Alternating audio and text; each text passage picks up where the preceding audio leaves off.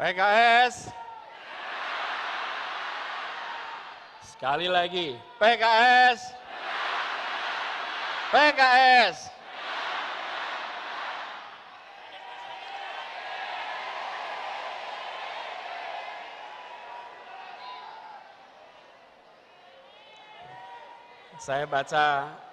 Saya baca pantun dulu boleh?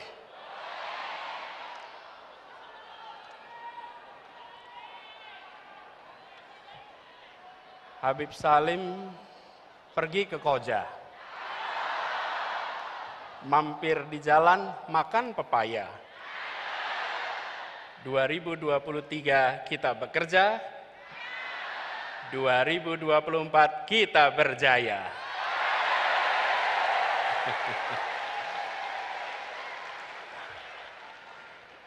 Lagi pantunnya? Lagi ya? Ustadz Saihu pergi ke Kemayoran. Pulangnya muter mampir ke Kemang. Bersama dengan koalisi perubahan, biiznillah kita pasti menang.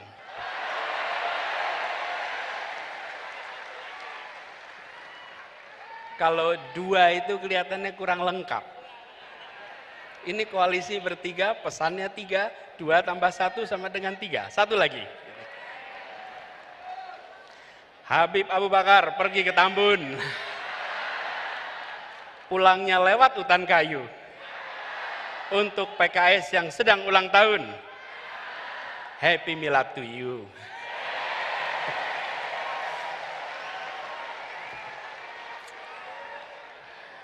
Yang saya hormati, yang kita hormati, yang kita muliakan orang tua kita, Wakil Presiden Republik Indonesia ke-10 dan ke-12, Bapak Muhammad Yusuf Kalla. Tadi pidato Pak JK di PKS, sepertinya Pak JK sedang pidato di rumah sendiri, Pak JK. Tidak pidato sebagai tamu, tapi pidato sebagai orang tua yang berada di rumahnya sendiri. Habib Salim mengantarkan menjadi sebuah rangkaian yang tepat, urutan yang tepat. Insya Allah beliau selalu sehat, dipanjangkan umurnya, dan terus menjadi penjuru bagi kita semua. Yang saya hormati, saya muliakan, yang kita semua sayangi, Ketua Majelis Syuro Partai Keadilan Sejahtera, Habib Dr. Salim Segaf Al-Jufri, para Wakil Ketua Majelis Syuro, Bapak Dr. Hidayat Nur Wahid, Bapak Dr. Muhammad Sohibul Iman, Bapak Dr. Ahmad Heriawan, Bapak Dr. Andes Suharna Surapranata, yang saya hormati Sekretaris Majelis Syuro, Ustadz Muhammad Sauki, yang saya hormati Ketua Majelis Pertimbangan Pusat, Bapak Dr. Suswono, Ketua Dewan Syariah Pusat, Kiai Haji Muslih Abdul Karim, yang saya hormati Presiden PKS, Bapak Haji Ahmad Saihu,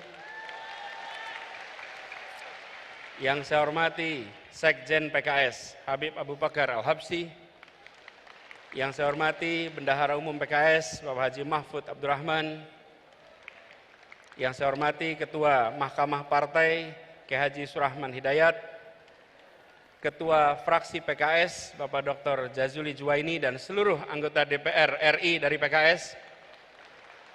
Yang saya hormati Ketua Fraksi PKS, Bapak Insinyur Tifatul Sembiring, beserta para anggota MPR PKS dan Ketua Dewan Penasehat, Ketua Dewan Pakar, Profesor Dr. Iwan Prayitno bersama anggota. Yang saya hormati, yang saya banggakan, Ketua Umum Partai Demokrat, Bapak Mas Agus Harimurti Yudhoyono, Pak Sekjen beserta keluarga besar Partai Demokrat yang hadir di sini, boleh beri tepuk tangan kepada mereka. Yang saya hormati, perwakilan pimpinan Partai Nasdem, Bapak Ahmad Ali yang tadi bersama kita. Yang saya hormati juga Ketua DPR RI yang dalam hal ini diwakili oleh Dr. Ahmad Basarah,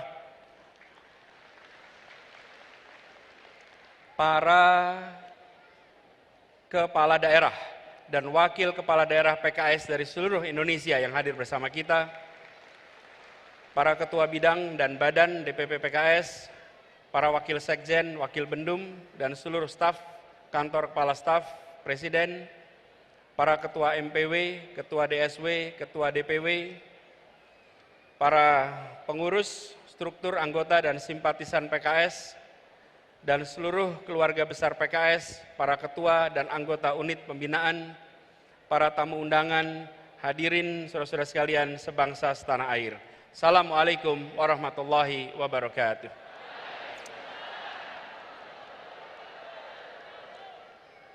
Alhamdulillah, kita bersyukur ya Allah Subhanahu wa Ta'ala, di sore yang cerah ini kita diberikan kesempatan untuk bersama-sama memperingati 21 tahun perjalanan PKS yang perjalanannya tadi diungkapkan berkali-kali.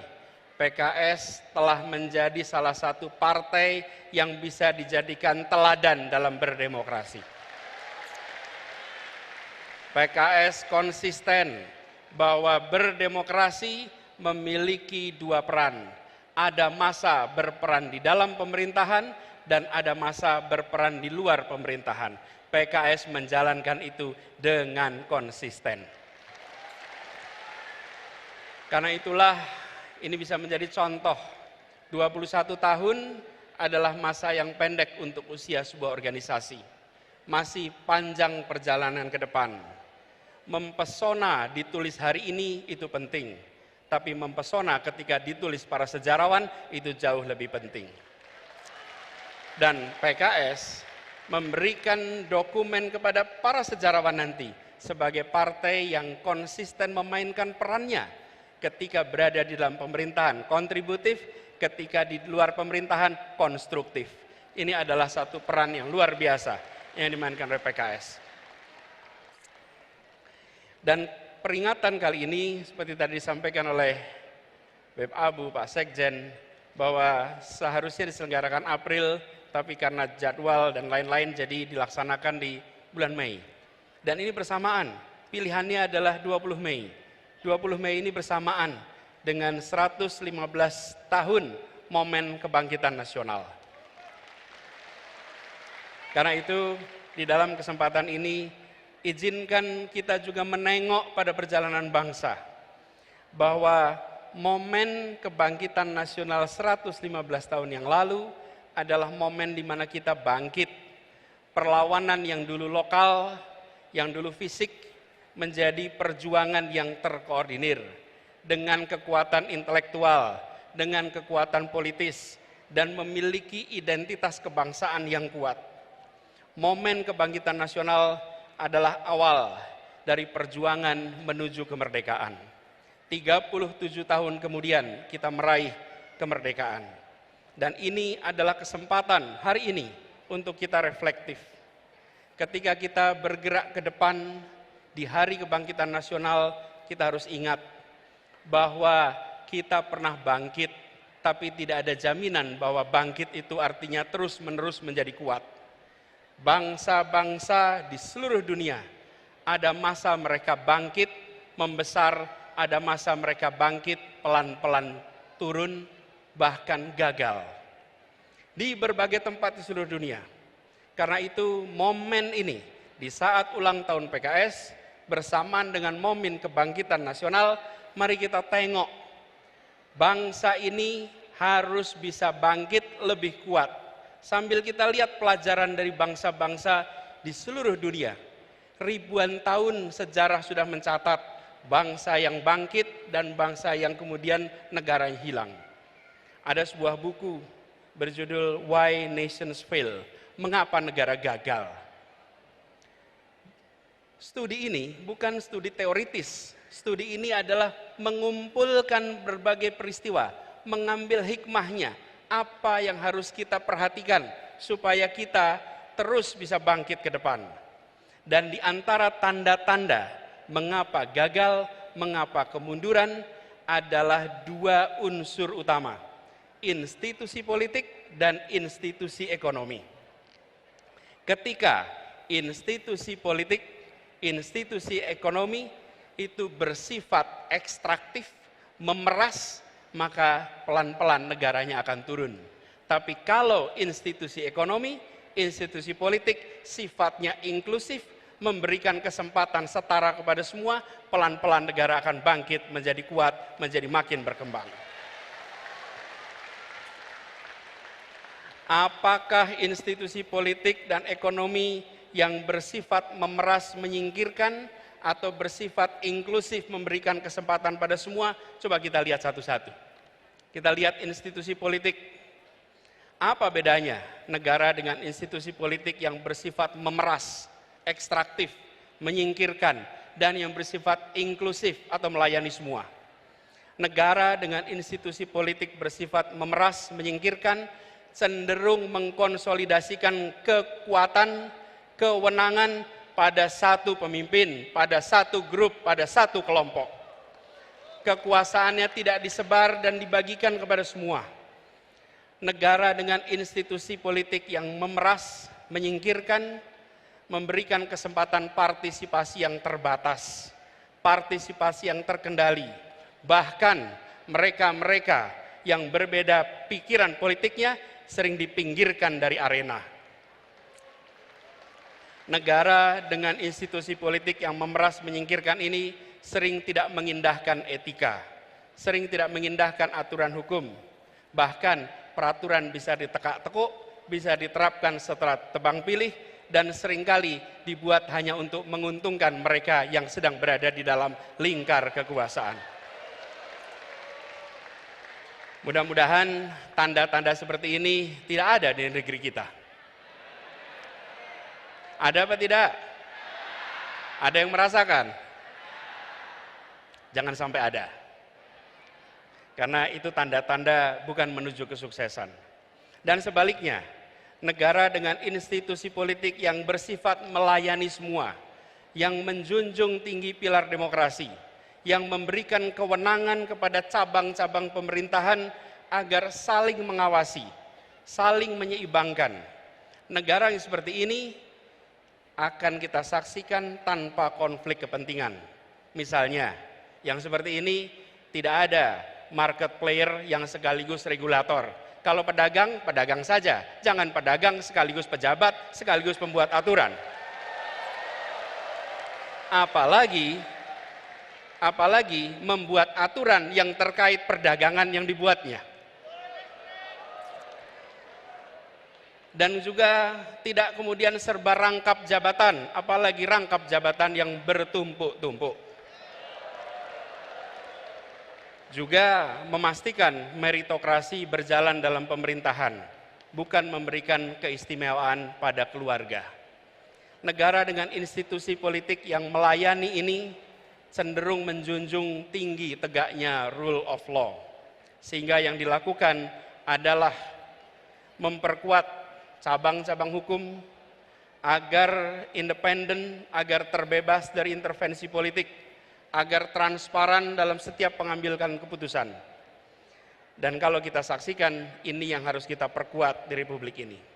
Yang terakhir, negara dengan institusi politik yang inklusif, yang melayani, akan menjunjung tinggi kesempatan warga untuk menyuarakan pandangannya, pikirannya, aspirasinya tanpa sedikit pun ada rasa takut. Negara yang inklusif adalah negara yang tidak baperan. Negara yang membuka ruang kepada kritik. Negara atau pemerintah memiliki kekuatan aparat, memiliki kekuatan anggaran, memiliki kekuatan media, memiliki bahkan kekuatan senjata. Yang dimiliki oleh rakyat adalah gagasan, aspirasi, dan kata-kata. Jangan sampai satu hal yang dimiliki oleh rakyat, kata-kata itu pun dilarang untuk diartikulasikan. Izinkan kata-kata rakyat bisa muncul ke permukaan. Karena itu bila saat ini ada pasal-pasal yang dikenakan kepada mereka yang mengungkapkan pendapat, maka ke depan kita perlu justru pasal-pasal dalam undang-undang kita, dalam peraturan kita yang secara tegas dan eksplisit melarang persekusi atas kebebasan berpendapat. Jadi saya juga mengalami ketika tugas di Jakarta. Ketika berada di pemerintahan, maka kita menjadi kotak pos alamat keluhan dan kritik. Dan itu harus diterima sebagai it comes with the job. Ini adalah bagian dari pekerjaan. Tidak perlu dituntut, tidak perlu diprosekusi, dan itu juga yang telah kita sama-sama laksanakan di Jakarta. Tidak ada satupun yang dilaporkan dan diprosekusi. Hal lain adalah terkait dengan institusi ekonominya. Negara dengan institusi ekonomi yang bersifat ekstraktif atau memeras, cenderung membatasi akses, membatasi kesempatan ekonomi dan sumber daya finansial hanya kepada sebagian kalangan. Mereka yang berada dalam lingkar kekuasaan saja, mereka yang dekat lingkar kekuasaan saja. Sementara mereka yang jauh, mereka yang tidak bersama, tidak mendapatkannya. Ini harus kita hindari. Harus dihadirkan transparansi dan pengawasan atas penyalahgunaan kekuasaan seperti ini. Dan tentu saja negara dengan institusi ekonomi yang bersifat melayani semua, sifatnya inklusif, adalah yang memberikan kesempatan terbuka, kesempatan yang lebar kepada semuanya. Dan langkah-langkah yang kita lakukan untuk menghadirkan ini adalah memastikan bahwa yang kecil bisa menjadi besar tanpa mengecilkan yang besar. Semangatnya adalah seperti tadi disampaikan, bahwa membesarkan yang kecil tanpa mengecilkan yang besar. Jadi bukan hanya bersifat ekstraktif, memberikan kesempatan pada yang besar untuk makin besar, tapi harus memastikan bahwa semua dapat kesempatan yang sama. Dan negara dengan institusi ekonomi yang bersifat ekstraktif ini cenderung abai pada pengembangan pelayanan publik dan pembangunan infrastruktur. Sebaliknya, yang inklusif cenderung untuk melayani semua. Kalau kita bicara infrastruktur, tadi sudah disampaikan juga, alhamdulillah kita lihat banyak pembangunan infrastruktur besar di zaman pemerintahan sekarang ini. Kita ambil contoh pembangunan jalan, tadi juga disampaikan pembangunan jalan. Media, ada tim jurnalis dari media Kata Data, ini mengumpulkan datanya. Izinkan saya kutip di sini. Pemerintahan kali ini berhasil membangun jalan tol terpanjang dibandingkan periode-periode sebelumnya. 63% dari seluruh jalan tol berbayar yang ada di Indonesia itu dibangun di era pemerintahan sekarang. Sepanjang 1.569 km dari total 2.499 km. Itu adalah jalan berbayar. Sedangkan jalan yang tak berbayar, yang digunakan oleh semua secara gratis, yang menghubungkan mobilitas penduduk dari sudut-sudut desa ke perkotaan, yang membawa produk-produk pertanian, produk perkebunan, produk perikanan dari sentra-sentra tempat mereka dihasilkan ke wilayah-wilayah pasar, baik jalan nasional, jalan provinsi ataupun jalan kabupaten, terbangun 19.000 km di pemerintahan ini. Kalau coba saya bandingkan dengan pemerintahan 10 tahun yang lalu. Di zaman Presiden Pak SBY, jalan tak berbayar yang dibangun adalah sepanjang 144.000 atau 7,5 kali lipat. Bila dibandingkan dengan jalan nasional, di pemerintahan ini membangun jalan nasional sepanjang 590 km. Di era 10 tahun sebelumnya 11.800 km. 20 kali lipat. Kita belum bicara mutu, kita belum bicara standar dan lain-lain. Kita bicara panjangnya. Kedua infrastruktur ini jelas diperlukan sama-sama. Tapi yang perlu kita perhatikan di sini adalah bahwa keberpihakan ketika bicara institusi ekonomi memberikan kesetaraan kesempatan kepada semuanya.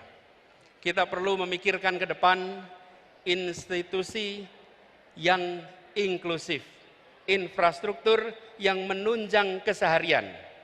Air saja misalnya, hari ini kita punya air di sini. Susenas 2019 menunjukkan 38% penduduk Indonesia menggunakan air dalam kemasan sebagai sumber air minum. Kalau itu pilihan tidak apa-apa, tapi kalau itu keterpaksaan, maka negara harus hadir menyediakan infrastruktur mikro kecil yang dirasakan oleh seluruh rumah tangga di Indonesia. Kalau kita lihat datanya, sumur ada 21%, pompa air 16%, pipa hanya 10%. Ke depan kita perlu membangun institusi ekonomi inklusif yang memang belum tentu megah untuk difoto. Belum tentu menarik seperti jalan berbayar atau airport bandara yang megah. Tapi air yang mengalir di tiap rumah tangga, infrastruktur mikro di tiap rumah tangga, itu akan memberikan rasa kebahagiaan bagi seluruh rakyat Indonesia. Infrastruktur yang bukan hanya untuk sebagian, tapi infrastruktur untuk semuanya. Kita ambil contoh yang dikerjakan sama-sama di Jakarta. Kepulauan Seribu selama berpuluh tahun adalah kepulauan yang tidak menjadi perhatian utama. Bersama-sama dengan PKS, bersama dengan Demokrat, ketika mengurus Jakarta, kita pastikan bahwa wilayah itu bukan wilayah yang tertinggal, tapi wilayah yang mendapatkan kesetaraan kesempatan dari kita. Bahkan ketika mereka sudah terbangun infrastruktur air, listrik, transportasi, kalau datang ketemu mereka bilangnya gini, Pak Gub, kami butuhnya ATM sekarang Pak. Dulu butuhnya transportasi, sekarang butuhnya ATM, butuhnya cooling station. Itu menggambarkan mereka sudah meningkat kebutuhannya. Karena itu yang tadi disampaikan juga, perjalanan 5 tahun di Jakarta kemarin adalah perjalanan kita membawa janji untuk rakyat Jakarta. Dan janji itu kita lunasi sama-sama untuk rakyat Jakarta. Kini saatnya untuk kita menyongsong amanah yang lebih besar bagi seluruh rakyat Indonesia. Dan kita harus bangkit dengan kekuatan sendiri. Tadi disampaikan pentingnya untuk kita menggunakan kekuatan bangsa Indonesia. Pak Ketua Majelis Suro yang saya hormati, di ujung utara Jakarta ada sebuah stadion yang terbangun, namanya Jakarta International Stadium. Stadion itu memecahkan rekor dunia karena infrastruktur yang dibangun adalah salah satu infrastruktur paling rumit yang pernah dikerjakan, di mana harus mengangkat sebuah atap yang beratnya 36.000 ton, sama seperti mengangkat 24.000 mobil bersamaan. Dikerjakan dengan kompleksitas yang sangat tinggi. Bahkan program National Geographic Megastructure menempatkan ini sebagai salah satu proyek yang patut untuk jadi pelajaran bagi seluruh dunia. Dan siapa yang membangun? Semua anak-anak yang dilahirkan oleh ibu Indonesia, yang dididik di tanah Indonesia, yang bersekolah di Indonesia. Tidak menggunakan tenaga dari luar, tenaga kita, mereka sama hebatnya, dunia mempesona dengan hasil kerja anak-anak Indonesia. Kita teruskan pesan ini ke depan, bahwa momen kebangkitan, momen ulang tahun ini harus kita jaga sebagai momen untuk kita berdikari, untuk kita bertekad, memperjuangkan perubahan, yang dalam pesan dari Ketua Majelis Suro tadi, bahwa perubahan yang kita lakukan adalah perubahan yang lengkap, di mana ada hal yang diteruskan, ada hal yang dikoreksi, ada hal yang ditambahkan, dan ada hal yang belum berhasil yang harus dihentikan. Itu adalah perubahan yang komprehensif. Karena itu kita menawarkan kepada seluruh rakyat Indonesia, PKS menawarkan, dari Nasdem menawarkan, Demokrat menawarkan, dan kami juga menawarkan bahwa gagasan diusung, gagasan ditunjukkan. Karenanya kita mengharapkan kontestasi ke depan kita jadikan ajang adu tawaran gagasan yang terbaik untuk bangsa. Gini, kalau tantangannya adalah adu lari pagi keliling Indonesia, saya kalah dah. Tapi kalau tantangannya adalah adu gagasan, adu karya, adu rekam jejak, maka kita insya Allah nyatakan siap kepada semuanya. Dan bersyukur sekali perjuangan kita berkelanjutan. 5 tahun yang lalu, 6 tahun yang lalu kita berjalan bersama-sama untuk membawa perubahan di Jakarta. Dan alhamdulillah atas izin Allah, perjuangan di Jakarta telah berhasil melunasi janji-janji pada seluruh rakyat Jakarta. Apa yang disampaikan oleh Bapak Wakil Presiden, bahwa kita memiliki hutang. Kita berhutang kepada rakyat yang memberikan amanat itu. Dan alhamdulillah perjalanan bersama dengan PKS kemarin, perjalanan persaudaraan, perjalanan saling support, dan Partai Demokrat menjadi contoh berdemokrasi. Begitu masuk kita ke fase putaran kedua, kita jalan sama-sama sampai ujung pemerintahan di Jakarta. Insya Allah kebahagiaan atas ikhtiar perjuangan di 2017 akan berulang di 2024 nanti. Dan kita harus ingat bahwa PKS sebagai partai umat, sebagai partai yang merepresentasikan aspirasi dari segmen terbesar bicara tentang unsur pemeluk agama. Terus kita harus menjadi yang mengayomi, yang mengambil porsi besar untuk perubahan bangsa ini. Seperti tadi diingatkan, innallaha la yughayyiru ma biqaumin hatta yughayyiru ma bi anfusihim. Insya Allah kita pegang kalimat itu, bahwa kita ajak umat ini untuk mendorong perubahan. Bila umat berubah, bangsa berubah. Bila umat maju, bangsa menjadi maju. Sebarkan semangat ini, sebarkan ketulusan, dan dipesankan tadi oleh Ketua Majelis Syuro, jaga keikhlasan. Insya Allah kita selalu dekatkan dengan keikhlasan. Bapak Ibu sekalian yang saya hormati, izinkan saya mengakhiri apa yang menjadi kewajiban bagi kami untuk menyampaikan pesan kebangkitan, pesan ulang tahun PKS dengan mengirimkan harapan kepada semua. Mari kita jaga perjalanan ke depan dengan menjaga persatuan, menjaga suasana kebersamaan. Persatuan Indonesia, tadi digarisbawahi, tidak mungkin bisa terjadi dalam ketimpangan. Persatuan Indonesia hanya bisa dijaga dalam suasana keadilan dan kesetaraan. Dengan keadilan kita punya persatuan, dengan kesetaraan kita punya persatuan. Mari kita pulang dari peringatan 21 tahun PKS, 115 tahun kebangkitan nasional dengan membawa pesan, kami hadir untuk menghadirkan keadilan sosial bagi seluruh rakyat Indonesia.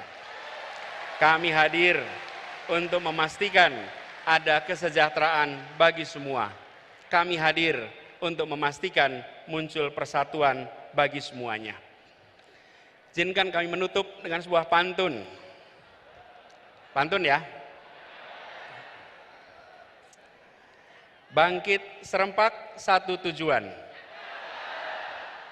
Mantapkan cita perjuangan bersama. Mari bersatu ciptakan perubahan. Wujudkan keadilan Indonesia sejahtera.